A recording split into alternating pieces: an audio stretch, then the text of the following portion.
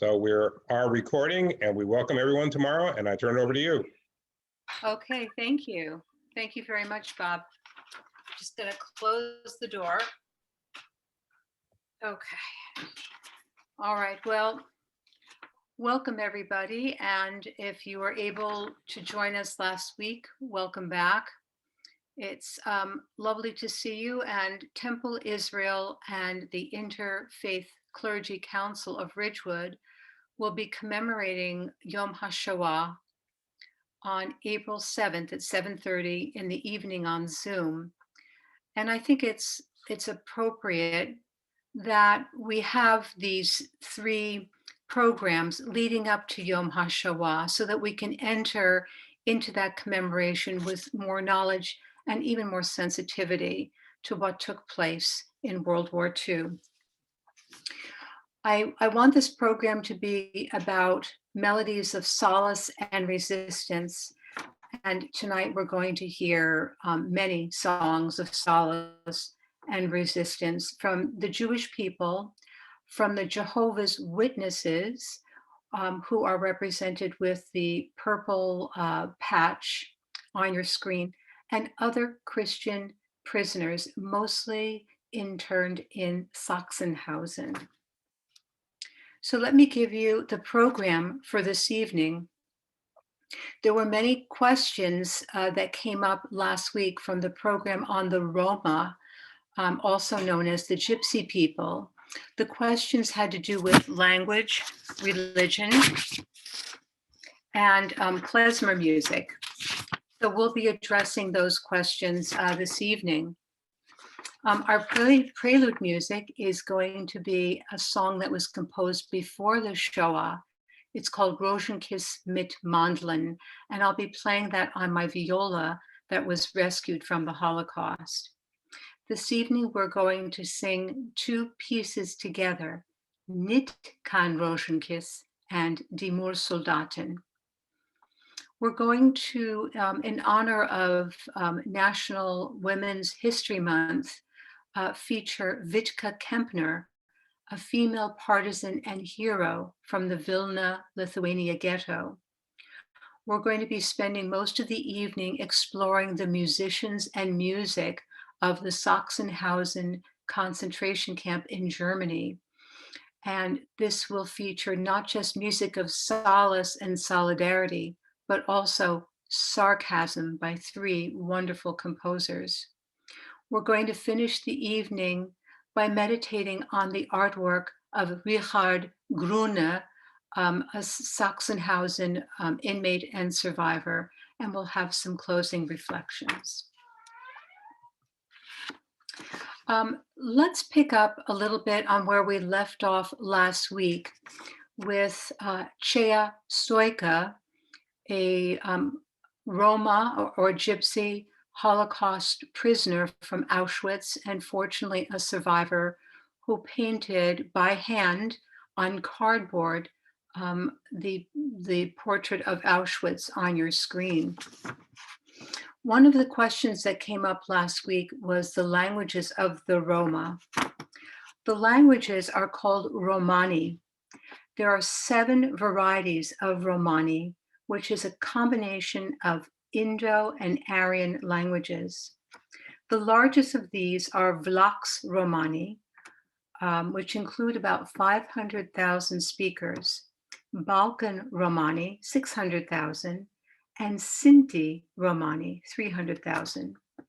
Some Romani communities speak mixed languages based on the surrounding language with retained Romani-derived vocabulary. These are known by linguists as para-Romani varieties.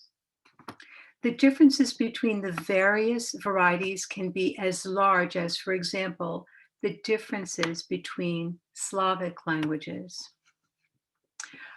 Regarding the religion of the Roma people, the Roma adopt the predominant religion of the country in which they are living. And this was something that was mentioned by an audience member last week. Thank you for that. The Roma describe themselves as the many stars scattered in the sight of God. And in the screen chat, there was a question about klezmer music and gypsy music. And with just a little bit of research, they influenced each other. And quite often, the gypsy, the Roma musicians would gig with the klezmer musicians. I want to impress upon you how music chronicled what was happening in the Shoah at the moment it was actually happening in real time. However, there were songs that were composed before the Shoah that were sung in the ghettos to help give people a feeling of comfort and solace and to recall better times. We simply cannot fully understand what was lost in the Shoah until we have an appreciation for the rich Yiddish culture that preceded it. Popular songs were sung in the ghettos and concentration camps to bring comfort to those who were suffering. And one of the most beautiful songs is Rosenkes mit Mandeln, Raisins and Almonds. It was composed by Abraham Goldfaden. He is credited for being the founder of the modern Yiddish theater. The text of Rosenkis mit Mandeln is, in a corner of the temple, the widowed daughter of Zion sits, rocking her only son Yidelet to sleep. She sings a tender lullaby. Under Yidelet's cradle stands a snow-white kid. The kid has been to market. That will be Yidelet's calling too, trading in raisins and almonds. So sleep now, Yidele, sleep. There will come a time when railroads will cover half the earth and you too will earn great wealth. But even when you are rich, Yidele, remember your mother's lullaby.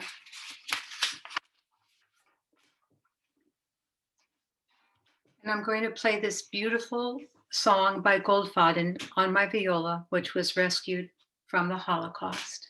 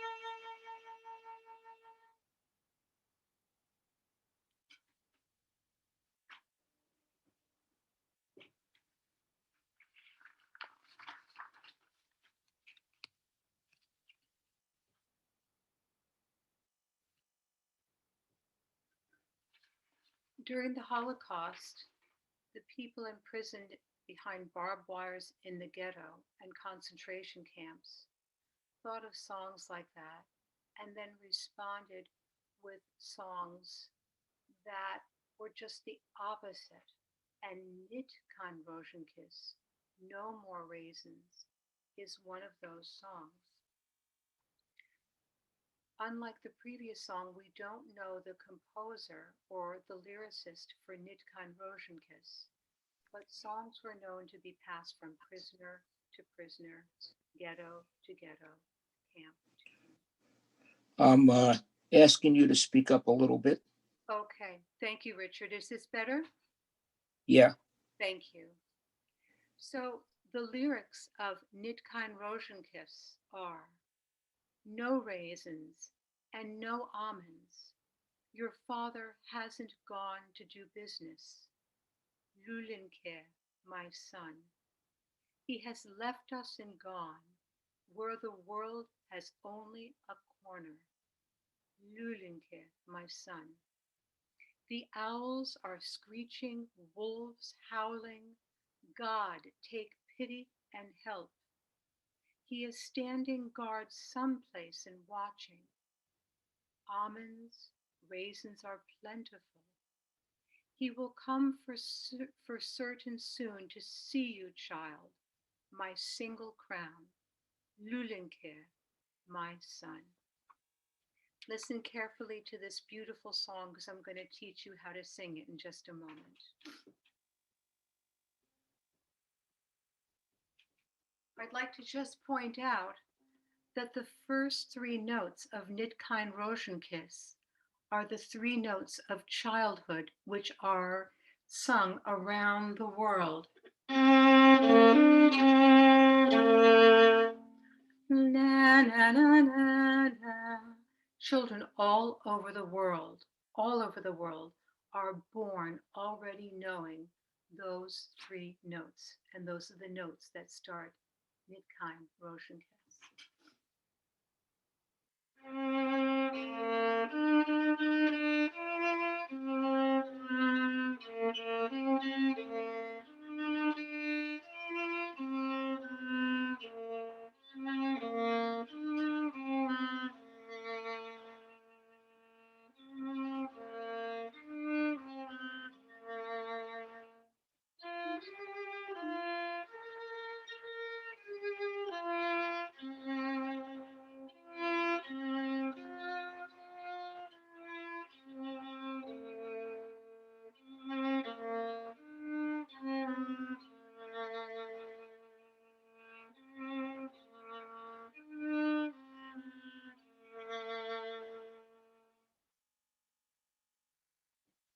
Let's practice our Yiddish. Repeat after me, and you can unmute yourselves. Nit kein Rosenkiss. Nit kein Rosenkiss. Very good. Rosenkiss. Nit kein Mandlen. Nit kein Mandel.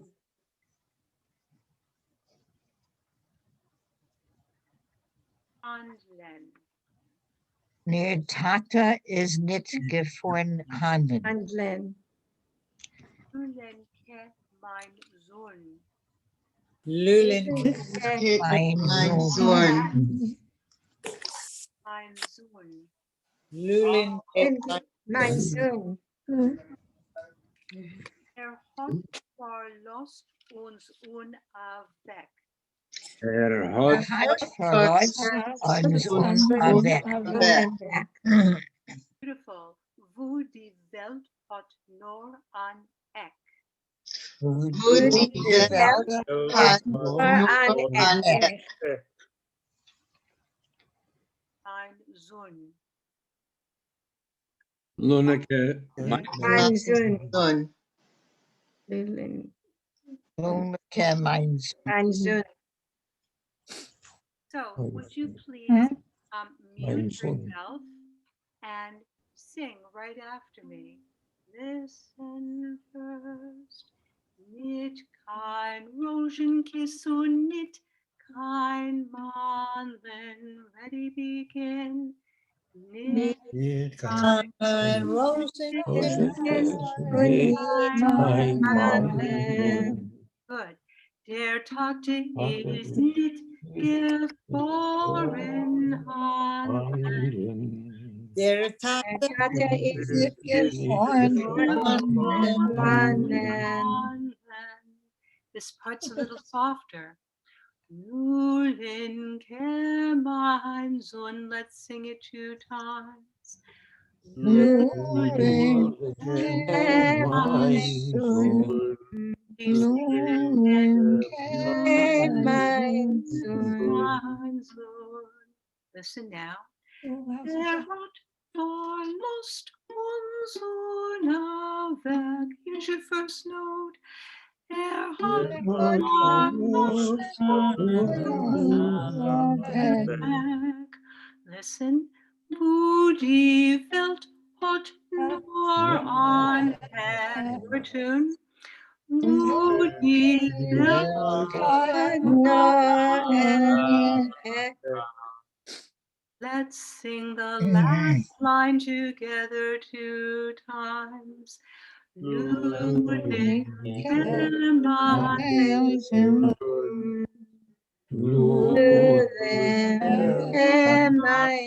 Sohn. Let's put all the phrases together.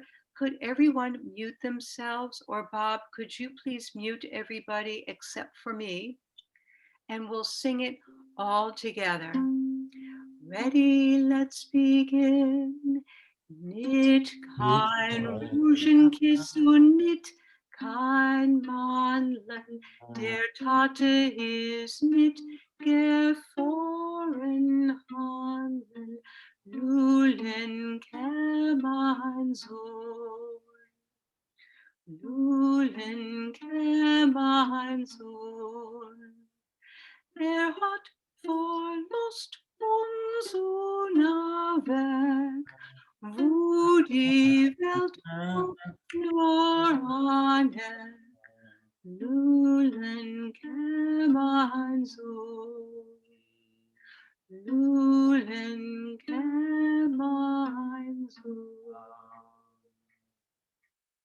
Thank you, everyone. Thank you for your beautiful singing or your important listening.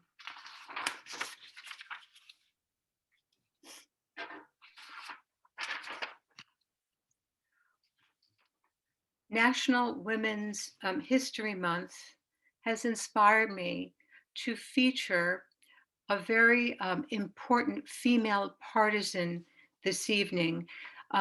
This story was featured in last Sunday's Times. You may have seen it. 3 of the partisans who were featured in the story are from left to right: Wittke Kempner, Ruska Korczak, and Zelda Trager, all from the Vilna ghetto. This photograph was taken upon liberation.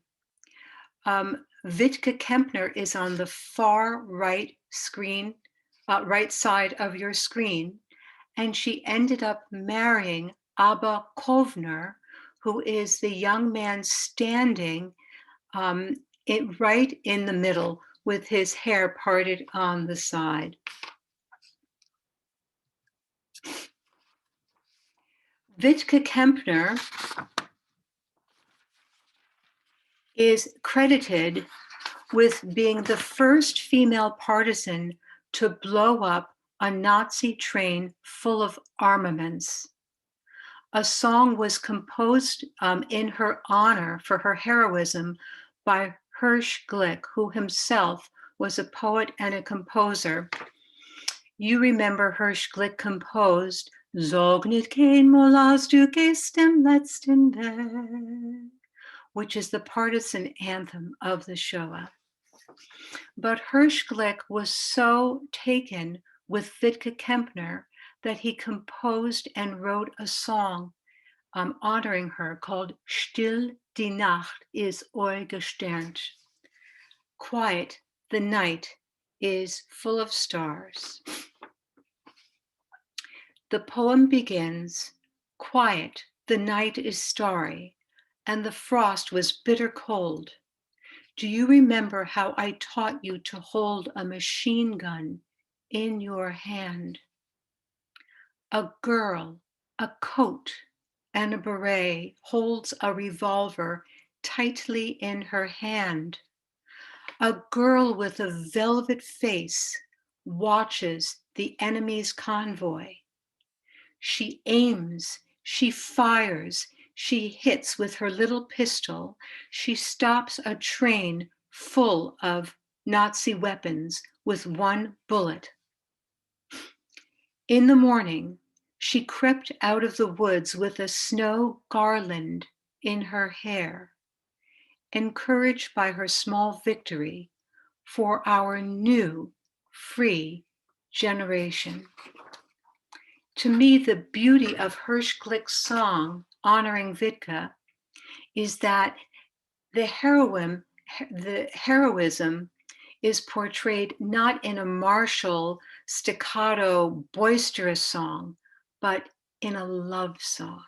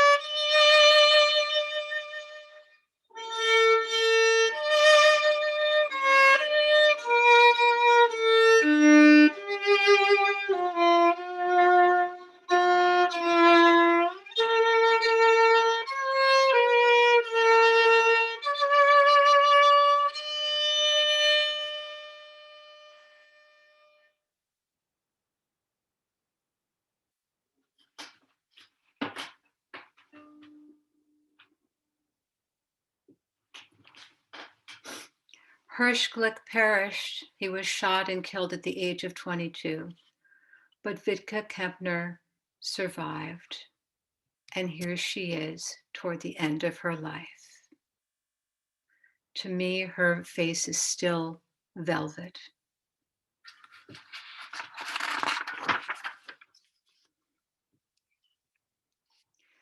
Let us turn now to the Sachsenhausen concentration camp in Germany. There was a lot of musical expression in Sachsenhausen of many different varieties, which we're going to explore this evening. If you look toward the top of the map, you will see that Sachsenhausen is in northern Germany, just north of Berlin. One of the most famous inmates of Sachsenhausen was the Christian prisoner Martin Niemöller. He was a Lutheran minister who initially supported Hitler, but in the end, he became one of the founders of the Confessing Church, which opposed the Nazification of German Protestant churches. Niemöller was arrested by Nazis and sent to Sachsenhausen. And in that prison, Niemöller etched onto his bunk the following words. First, they came for the communists, and I did not speak because I was not a communist. Then they came for the socialist, and I did not speak out because I was not a socialist. Then they came for the trade unionists, and I did not speak out because I was not a trade unionist. Then they came for the Jews, and I did not speak out because I was not a Jew. Then they came for me, and there was no one left to speak out for me. In Sachsenhausen, one of the forms of torture was forced singing. One of the most prominent and tormenting elements of life in Sachsenhausen was forced music making. One former inmate recalled, quote, "The SS made singing, like everything else they did, a mockery, a torment for the prisoners. Those who sang too softly or too loudly were beaten. The SS men always found a reason. When in the evening we had to drag our dead and murdered comrades back into the camp, we had to sing. Hour after hour, we had to, whether in the burning sun, freezing cold, or in snow, or rainstorms, or on the roll call plaza, we had to stand and sing. Meanwhile, the dead and dying comrades lay next to us on a ripped up wool blanket or on the frozen or soggy ground." End quote. Prisoners were often forced to sing while doing harsh physical labor. There was also a work assignment called, quote, "singing horses." These were a group of men tied to wagons that they pulled through the camp, all while singing at the top of their lungs. In addition to the traditional roll call and work assignment singing, on Sundays, the SS would frequently order the inmates to sing German songs, usually popular contemporary songs, German folk songs, or Nazi hymns. This was particularly difficult for the foreign inmates who often did not speak the language. Forced singing was not the only demoralizing and exhausting and dangerous punishment. The unlucky prisoners who didn't know how to sing the song or didn't know the language, they were beaten. Whoever sang too softly was beaten. Whoever sang too loudly was beaten. I want to pay tribute to the Christian prisoners in the Sachsenhausen concentration camp who composed iconic and meaningful songs.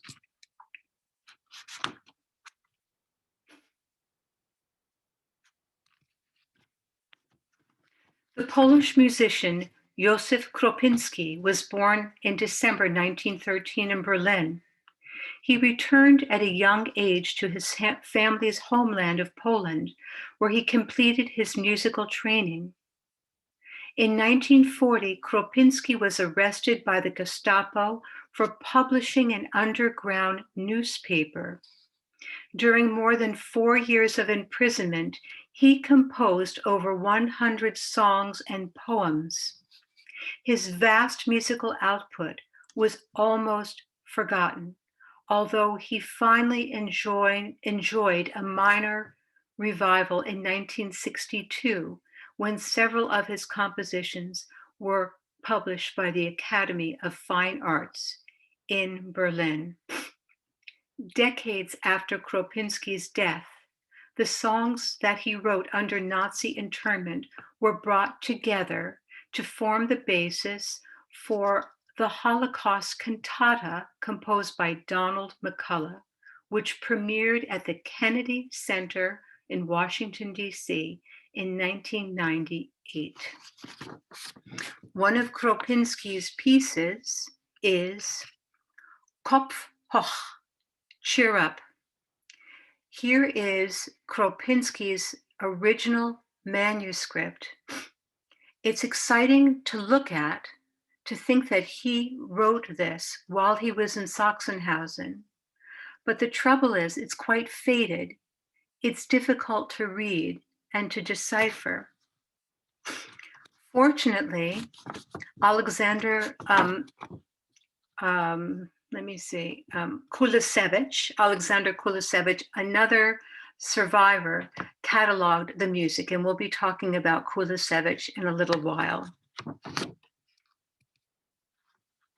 Fortunately, we do have the song composed by Erich Hugo Frost, who was a Jehovah's Witness. When the Jehovah's Witnesses were interned in Sachsenhausen, they were given the option to leave the concentration camp if they promised, if they took a vow to worship Hitler instead of God. With the exception of only 2 or 3 Jehovah's Witnesses, the rest decided to stay in Sachsenhausen and to maintain the integrity of their faith. One of the songs, the song that Erich Hugo Frost, the Jehovah's Witness, composed is called Feststeht, Stand Fast. Let me play it for you so that you can hear the determination in the melody. The beginning words are, standing firm in a great and difficult time is a people, the Jehovah's Witnesses, dedicated to the struggle for their king. The king teaches us to fight and to win. Here is Feststeht, Stand Fast.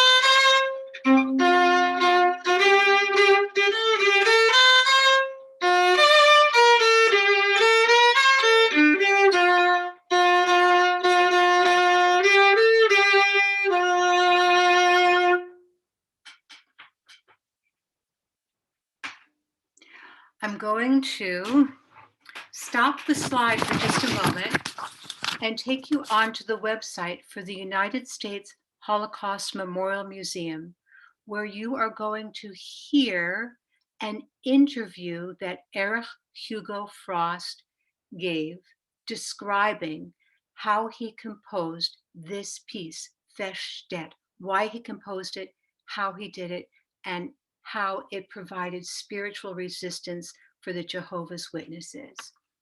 So give me just a moment and I will bring up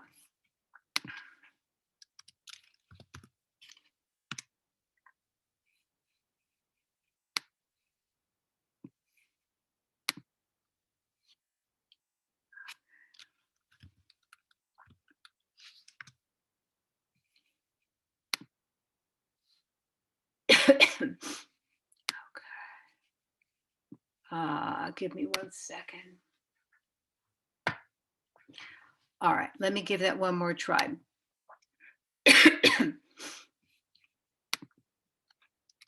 So if you go on the United States Holocaust Memorial Museum, okay, can everyone see the first page of the museum? Can you see that? No. No, okay. It says that I'm sharing the No. screen. Okay, so let me go to here. All right. Yep, got it. Can you see it now? Yes, thanks. Yeah. Oh, Yes. wonderful. So if you go on this website, and you go into the search window.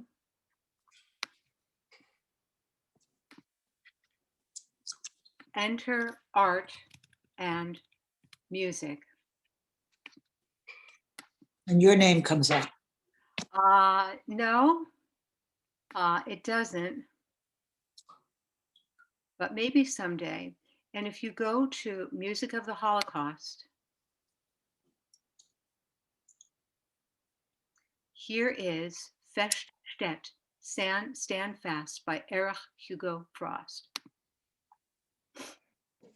So let us listen to the interview he gave describing how and why he composed this piece. It's in German. You will see a black screen, but you will get subtitles in English. It's a fascinating interview. Nun hatten wir ja, wie allgemein bekannt ist, die allerschwerste Arbeit und das schwerste Los, was es gab. Uns plagte beständig der Hunger. Die Arbeit ging weit über unsere Kräfte und auch sonst die Schikanen im Lager. Die waren oft unerträglich. Und ich suchte irgendwie und auf irgendeine Weise die Brüder etwas aufzumuntern. Sie waren es an und für sich von mir gewöhnt. Und ich kann sagen, dass wir dort eine so schöne Einheit hatten in Sachsenhausen, dass es mich einfach drängte, schreib doch mal ein Lied, komponiere mal ein Lied, was wir unter uns singen, wodurch wir uns gegenseitig erbauen können. Kurz, wir marschierten jeden Tag morgens an eine Arbeitsstätte in Oranienburg. Dort wurde eine Kläranlage gebaut. Und ich war einem Kommando von lauter Brüdern zugeteilt, 40 Mann ungefähr. Und es waren lauter Brüder unter der Führung eines Vorarbeiters, der auch ein Bruder war. Marschierten wir dann natürlich unter SS-Bewachung aus unserem Lager an diese Arbeitsstätte. Und bei diesem Marschtritt, da ging es mir hin und her und hin und her und bam, bam, bam, bam, bam, bam, bam, bam, bam. Und so formte sich so langsam eine Melodie. Nicht so ganz an einem Tag, an einem Morgen, sondern so über einige Tage weg. Und so entstand zunächst mal die Musik mit einigen wenigen sparsamen Worten, die natürlich in diesem Lied auch hier als Text vorhanden sind. Nun galt es aber, wie einige Verse, ohne sie schreiben zu können, ganz halb und ganz ins Lager zu bringen. Und da habe ich ein paar Brüder, die an und für sich so intelligent waren und der Aufgabe gewachsen waren, die habe ich vertraut gemacht. Dem einen habe ich den ersten Vers mitgeteilt, so lange, bis er auswendig konnte. Sei es auf dem Marsch oder bei der Arbeit, mit dem Schubkarren hin und her gefahren. Dem anderen habe ich den zweiten Vers mitgeteilt, wieder einem den dritten und wieder einem den vierten. Am Abend habe ich sie ausgefacht, da brachte jeder seinen Vers an. Und so konnte das Lied entstehen. So viel Papier und Bleistift hatte ich natürlich im Lager, um das aufzuschreiben. Wie dieses Lied nachher eigentlich aus dem Lager gekommen war, das ist mir heute noch unbekannt. Wenn wir abends beieinander saßen und irgendjemand fing diese Melodie an zu summen, dann sangen immer eine ganze Reihe mit und wir freuten uns, denn unsere Augen strahlten wirklich und gaben uns immer wieder den Mut zu hoffen und zu harren und auch wirklich unsere gottesdienstlichen Abende, wir hielten ja Vorträge und hatten auch Wachturm gebläst bei uns, die wir gemeinsam studierten. So hatten wir wirklich einen gewissen Ruhepunkt und einen Punkt besonderer Ermunterung und Erbauung in diesem Lied.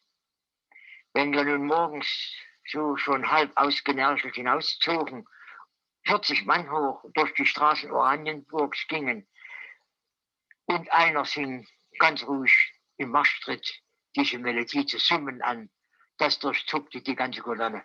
Und wir mussten an uns halten, dass wir nicht laut ausbrachen, das Lied zu singen. Das wäre natürlich gefährlich gewesen. Man hätte uns wahrscheinlich sofort wieder zurück ins Lager geführt und dann irgendwie einer schweren Strafe unterzogen.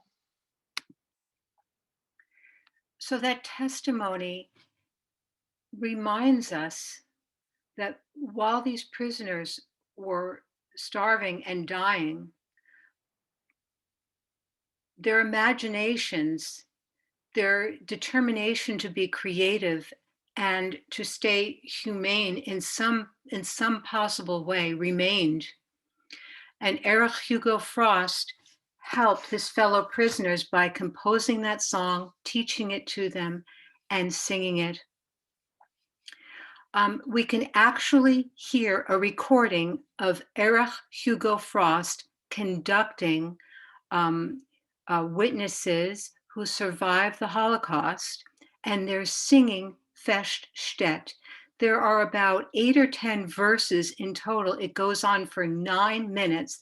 We have time just to listen to the first part. So let's listen to it together. Erich Hugo Frost conducting his own piece.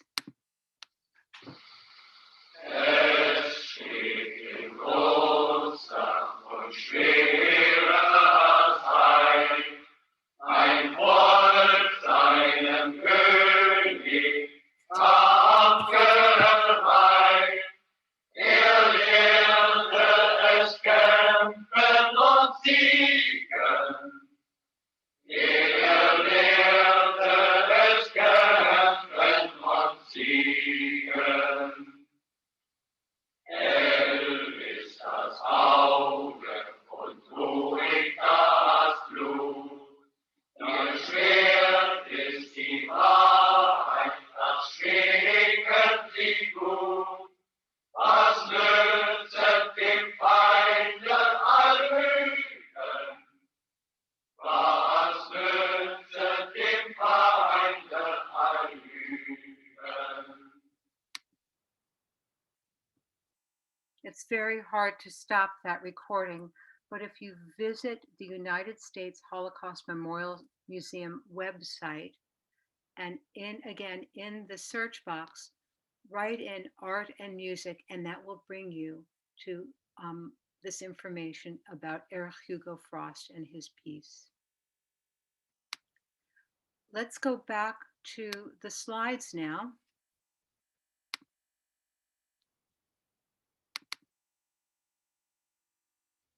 Okay, so I'm going to share my screen. All right, please give me a thumbs up if you can see Erich Hugo Frost. Oh, wonderful. Bob Smolin, I give you all the credit in the world for helping me remember how to do this. So, in Sachsenhausen, there were Schallerabende, community sing-alongs, and one of the most popular songs was Die Moorsoldaten, the peat bog soldiers. This piece was actually composed before the Shoah. It was composed in the Burgermoor concentration camp in 1933. Burgermoor is located in northwestern Germany, right along the Dutch frontier.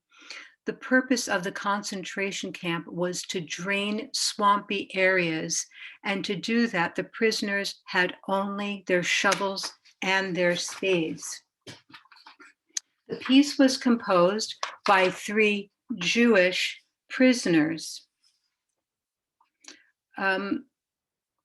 Johann Esser was a miner, Wolfgang Langhoff was an actor, and Rudi Goguel was a composer. The drawing you see is an archival drawing created in Burgermoor with the melody and the soldiers marching with their spades right at the top, right here. Let's see. And with the melody and the harmony, it's beautifully written. And if you notice, the Jewish prisoner looks Aryan. He looks strong. He looks muscular and solid. And that's how the Jewish prisoners wanted to see themselves, as being strong and capable and healthy.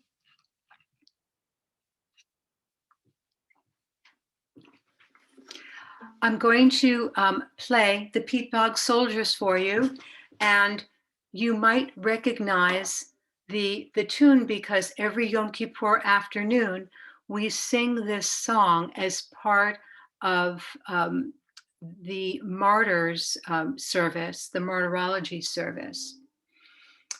The words are, in German, of course, wohin auch das Auge blicket, Moor und Heide ringsherum. Far and wide as the eye can wander, heath and bog are everywhere. Not a bird comes out to greet us, oaks are standing gaunt and bare. We are the peat bog soldiers, we're marching with our spades to the bog. Let me play it for you on my viola. I'll sing it for you once, and then you can just join in with me the second time.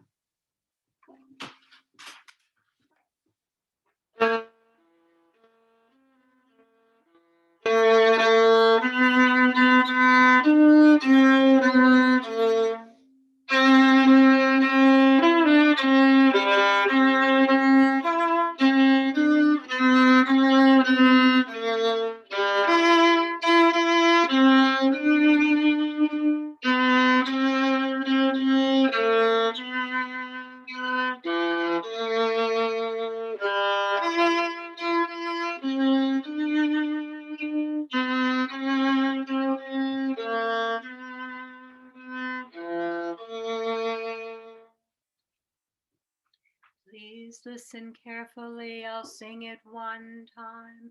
The second time, please mute yourself and join in.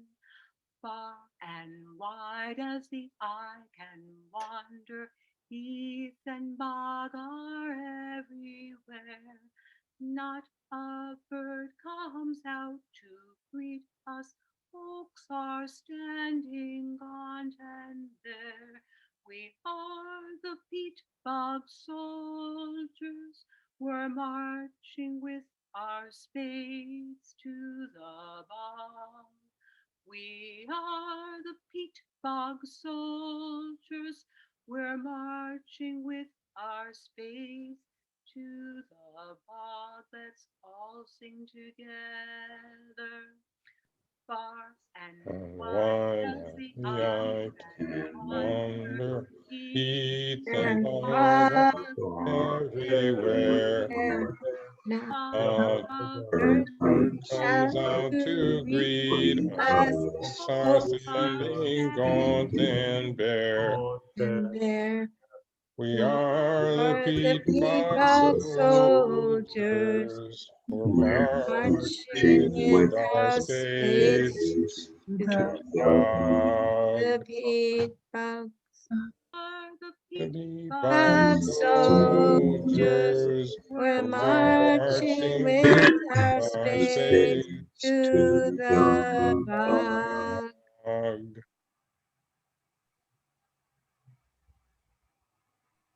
exquisite interpretations of this song is sung by the folk singer Hannes Wader. Hannes Wader is a German singer and songwriter. He has been an important figure in German leftist circles since the 1970s, with his songs covering such themes as socialist and communist resistance to oppression in Europe and other countries. Okay, thanks, honey. Thanks for letting me know. Barry is letting me know that my sound is not that great, but hopefully you'll be able to hear Hannes Wader. So let me just do this. It's up all the way, honey.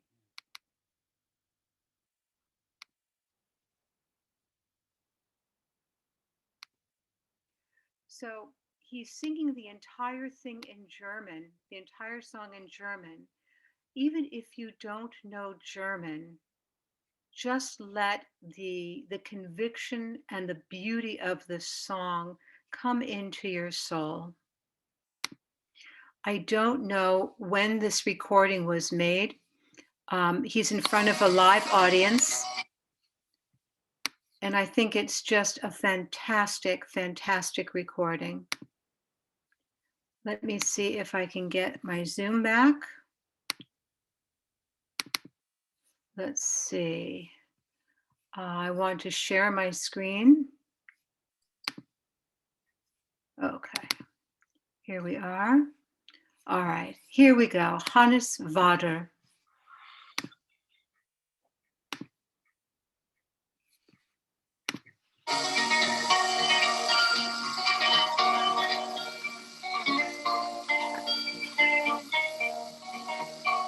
Wohin auch das Auge blicke, Moor und Heide nur ringsum.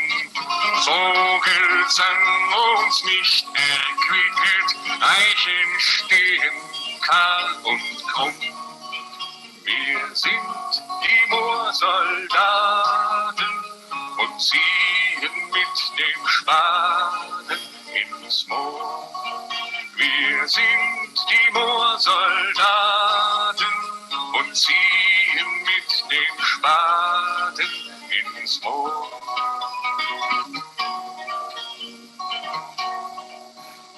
Hier in dieser öden Heide ist das Lager aufgebaut, wo wir fern von jeder Freude hinter Stacheldraht verstaut.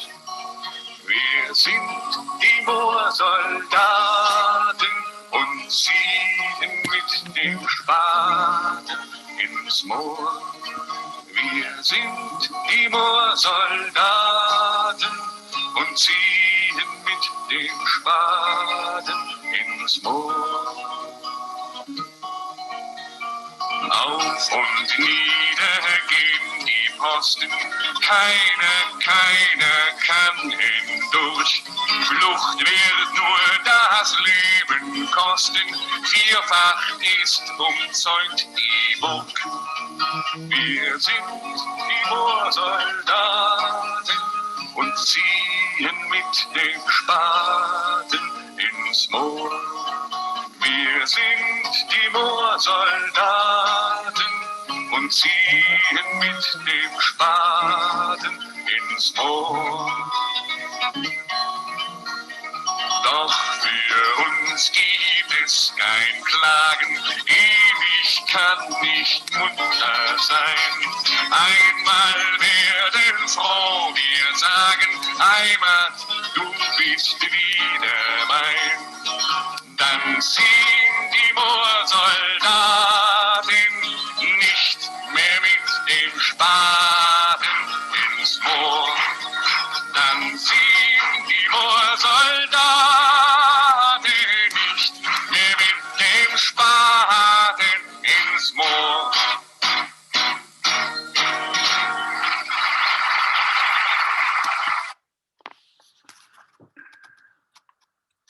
That recording gives me the chills every time, every time. Let's see. There we go. All right.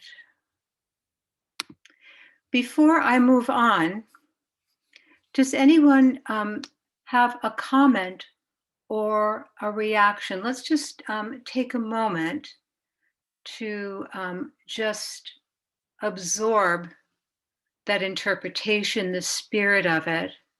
And if anyone would like to offer a reflection or a thought, please let us know who's speaking and let us know what you're thinking. So this is Elise Levine. Hello, Having- Elise. Hi, Tamara. Having sung that song in the choir any number of times, Mhm.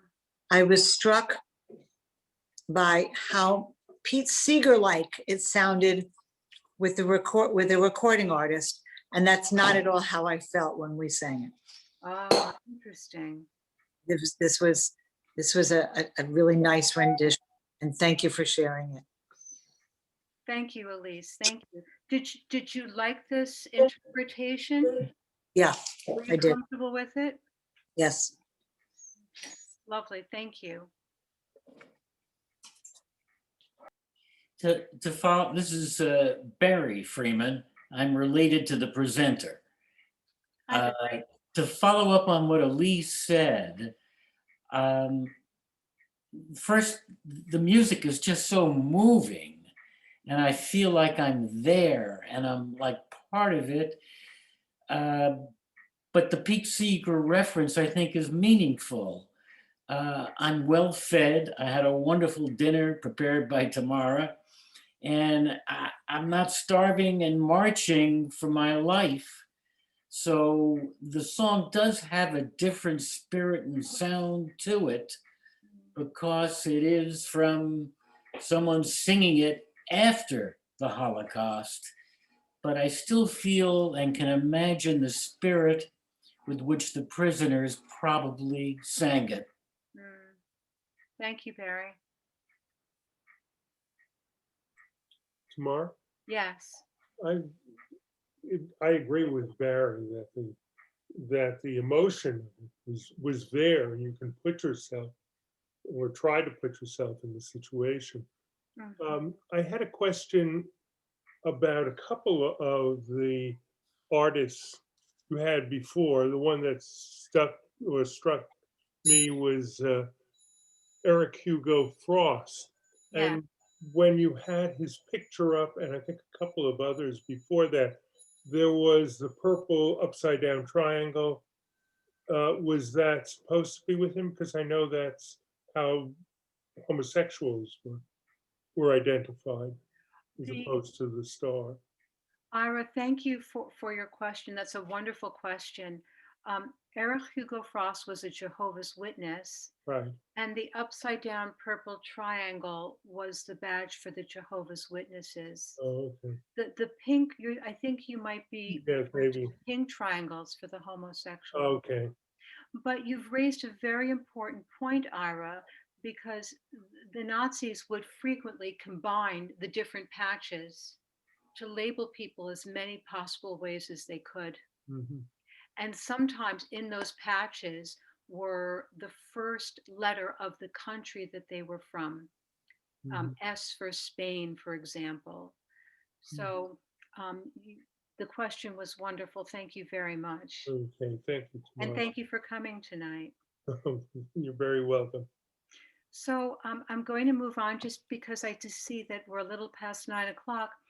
Please remember that Die Moorsoldaten was not composed in Sachsenhausen, but it was sung in the sing-alongs, the Schallerabende.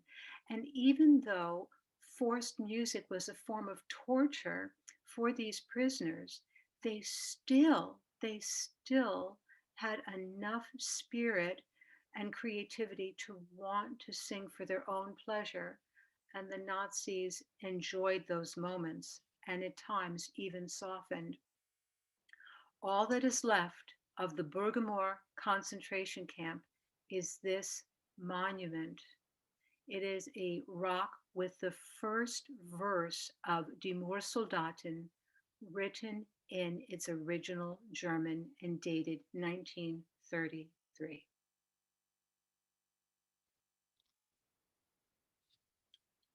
Let me introduce you to a remarkable man who survived Sachsenhausen, a Christian man named Alexander Kulisevich. He's posing holding on to barbed wire fence at a former concentration camp, possibly Sachsenhausen, during a performance of his collected concentration camp music. Personally, I love this picture of Alexander. We have to remember that these adult prisoners started as beautiful children. He looks like an old soul, doesn't he? When I first saw this picture of Alexander Kulisevich, I was almost leery of its authenticity. The uniform is just too clean and he looks too well fed and too clean. That's because the Nazis treated him a little bit more kindly than the other prisoners. They loved his singing, they loved his voice. He was a talented singer and songwriter and performer, and he composed 54 songs during more than 5 years of imprisonment at Sachsenhausen. One of the pieces he composed is called Le Crucifix. Here in his own handwriting is this one page of sheet music, and it is signed by his pseudonym, Alex Alekuli. It's dated the 2nd of November, 1944 in Sachsenhausen. The piece was inspired by a report Kulisevich received from members of the French resistance upon their arrival in Sachsenhausen. He also composed a piece called Execution. This piece documented the horrible hangings of prisoners. And here is a prisoner being pulled in a little wagon led by the Sachsenhausen Orchestra. All of the large concentration camps had orchestras that played in the mornings for roll call and to march the prisoners in and out of the concentration camp, also in the evening. They played at the beck and calls of the Nazis who wanted entertainment, and they played for hangings as well. Alexander Kulisevich survived the Holocaust, and he recorded a number of his songs that he composed. So once again, I'm going to take you into the United States Holocaust Memorial Museum, where we will hear Alexander Kulisevich sing in his beautiful voice.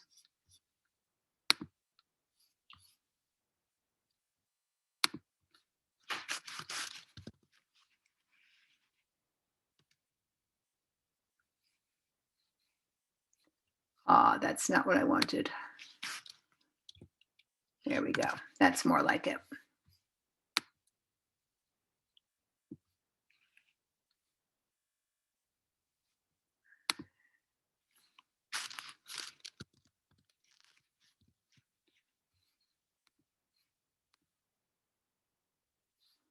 All right, so let me share the screen with you.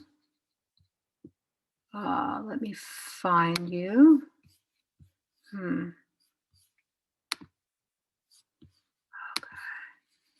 Let's see. Here we go.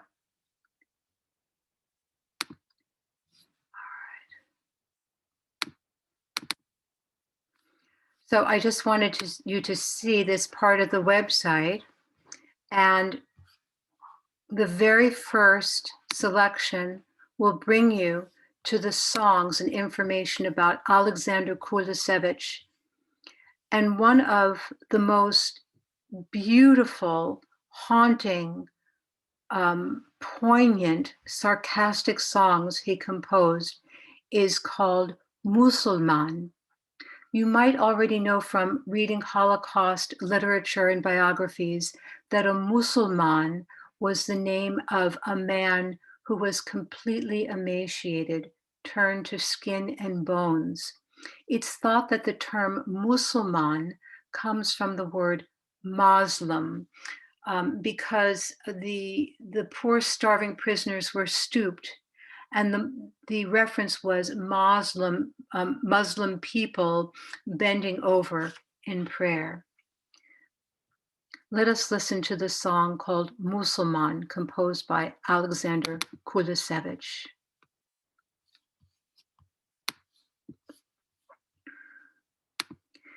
And once again, we won't see him, but you will hear his incredible voice and see the English translation to his words.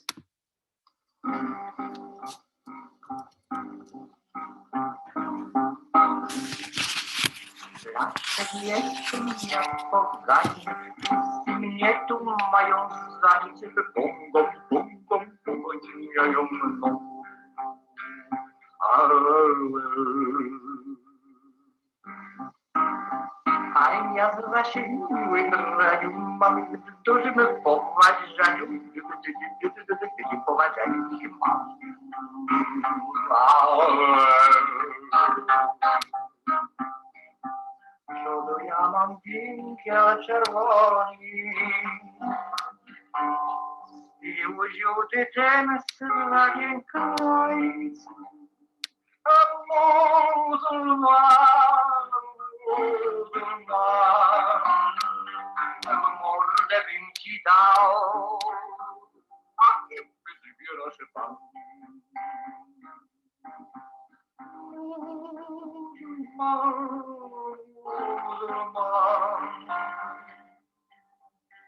Kopnieć mało dużo chleba ze ściasta zryć, ani nie da pójść do loku, a oj, zalśniłeś, bo rzeczyś mi źle. Cholera psia krew, nowego forarbajtra, niech go ma krew zaleci.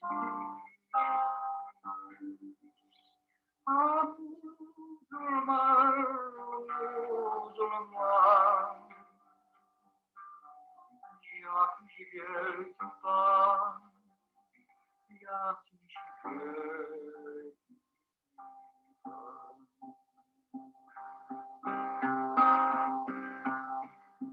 Za drutami słonko świeci, za drutami gonią dzieci, a na drutach czarny, czarny trud.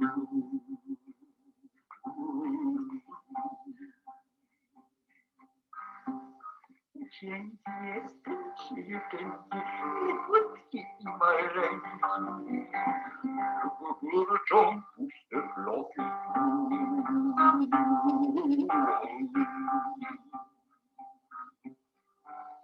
Może jesteś Italianą,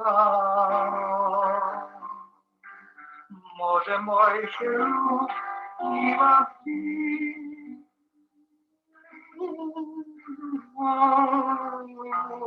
Muzułman, bracie blisko daj, bracie biedni. Muzułman, muzułman, oczy gasną, wargi sine, z dziecka popiół, Boga nie ma.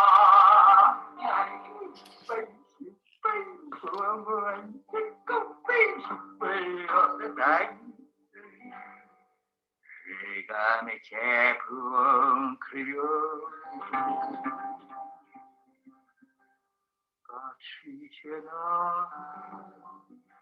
Patrzycie ludzie i pośród ludzi to drzwi skąd.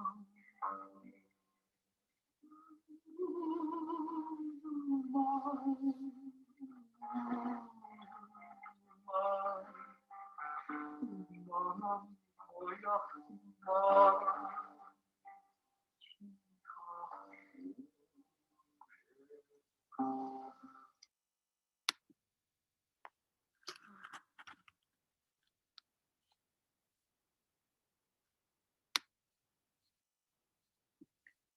Thank you for sharing that with me. It's really quite something how one song can summarize the atrocities in a concentration camp.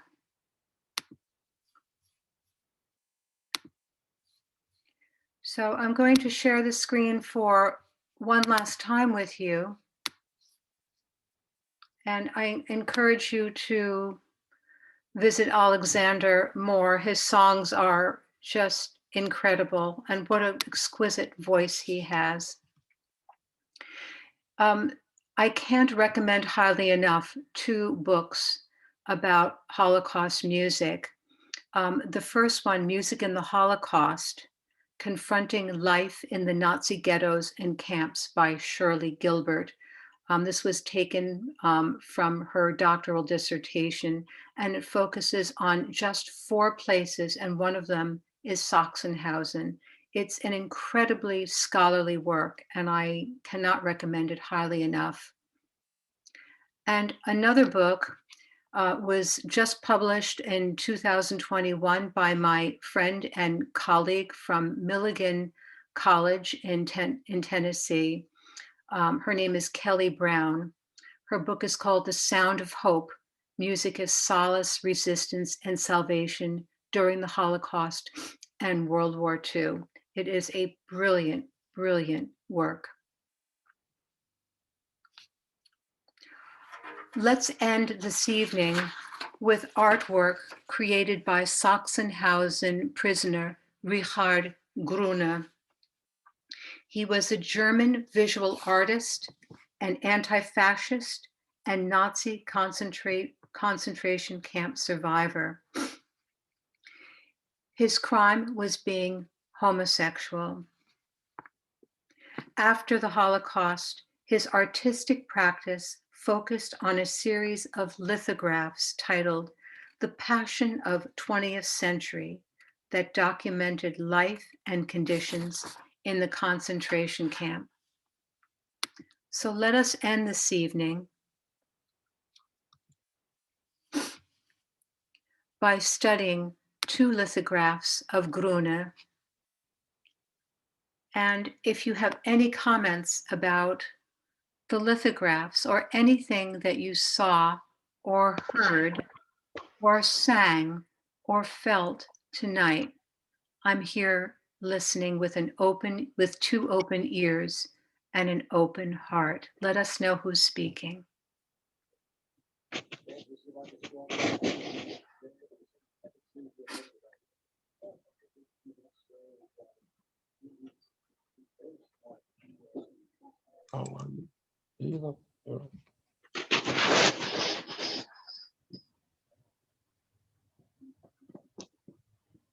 Tamara, for your presentation. It really was very moving.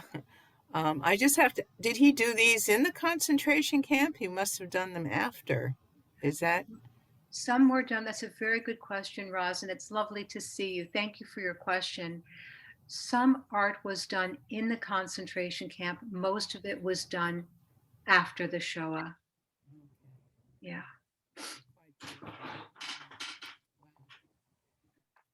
Yeah, thank you, Tamara, for very beautiful program and very moving.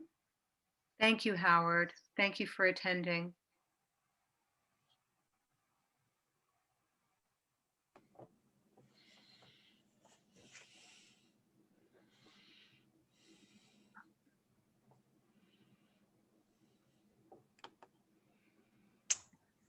If no one else is going to talk, I mean, I talk to Tamara all the time.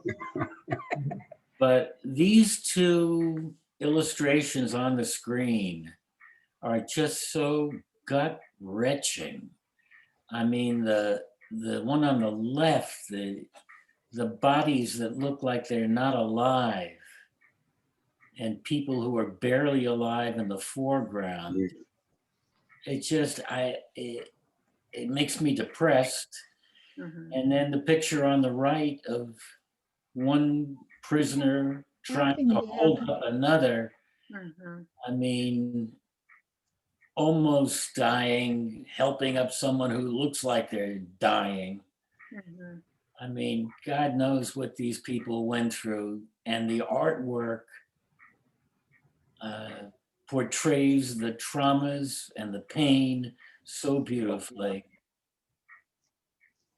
Barry, thank you for that. And you've made an incredibly important point this evening. Music and art help to describe, help to evoke what took place during that time in a way that words simply cannot. And that's the power of these lithographs and the paintings. So thank you, Barry. Hi, Tamara. This is Alan. And I'm struck by the image on the right, which is very reminiscent, the pose, the hand of Michelangelo's Pietà, which is meant to show, you know, the agony and suffering of Mary and Jesus. But of course, this is very reminiscent, but now in a concentration camp setting, of the agony and the human emotion and toll of the horror but the posture is very similar to that.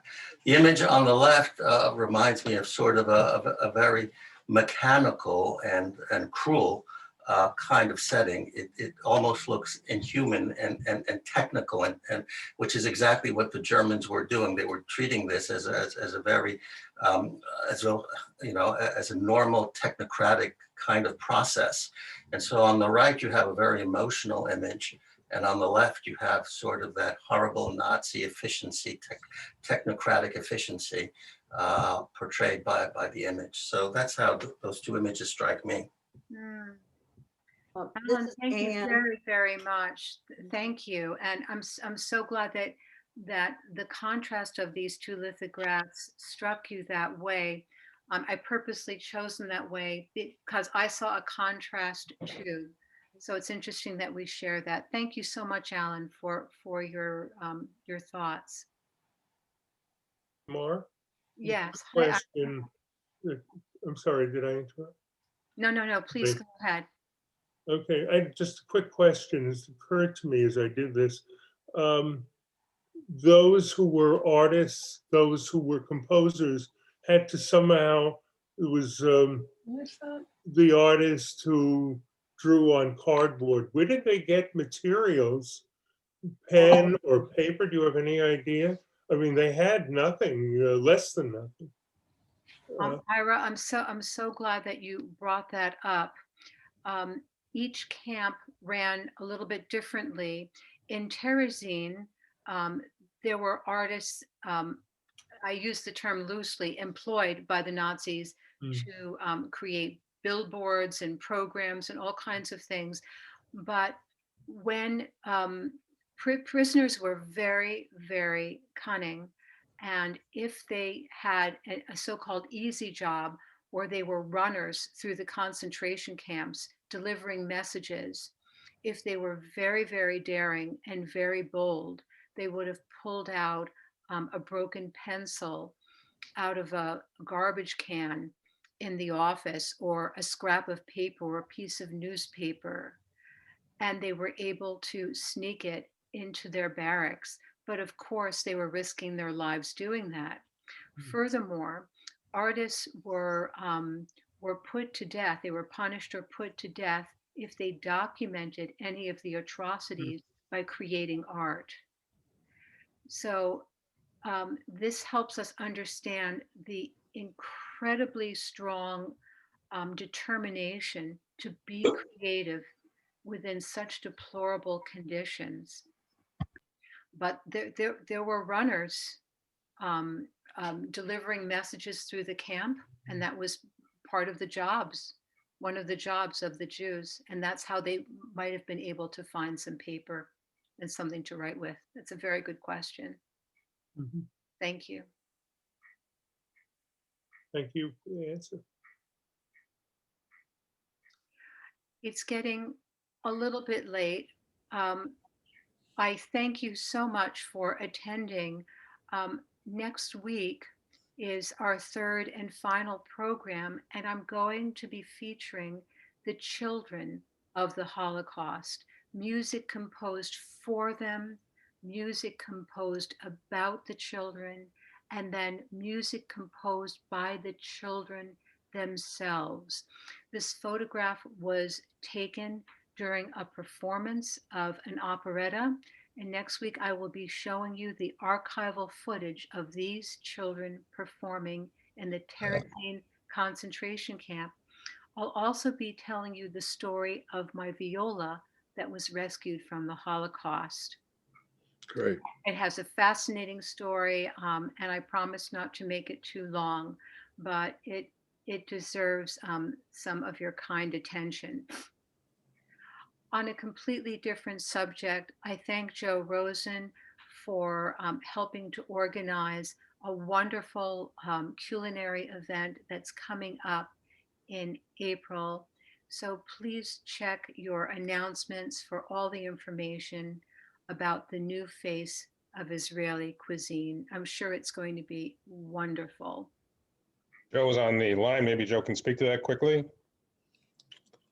Sure, I recommend seeing that film as part of our adult ed program. Roger Sherman directed it, and the narrator of the film is Michael Solomonov, who is the chef and owner of Zahav Restaurant and had spoken at the temple several years ago as part of the Federation's One Book Festival. And Roger will be interacting with the audience as Tamara has done by showing scenes from the movie and then taking questions and answers. So please put it on your calendar. Thank you, Joe. Thank you. Thank you, Joe, and thank you. And by the Tamara. way, one other plug, tomorrow at noon, the rabbi has his regular Right. Wednesdays Right, that's what I wanted with to. coffee or lunch, and go on your Zoom. You can ask last minute Passover questions if you. Okay, thank you, Joe. Bob, I want to give you another thank you for all of your patience and helping me figure out the technology to make this happen. Thank you very, very much for your friendship. Certainly my pleasure. Another terrific educating our audience to a fabulous and important piece about the show and the music, which I know is the raison d'etre for your involvement in so much. And we benefit from your education and sharing it with us. We look forward to next week, and I thank you for your time and effort in preparation. Thank you for your assistant Barry, for his cooperation in IT work in helping to make this go so well. And we appreciate your taking the time to make this happen and your patience and your beautiful voice. And I must say, just as a quick aside, the viola, the very first piece, was very dramatic for me, and it really came across extraordinarily well. It really had a sentiment of the music that you shared, and I hope everyone else enjoyed it as well. So on behalf of Temple Israel, I want to say thank you very much for a fabulous job, and we look forward to next week. And we know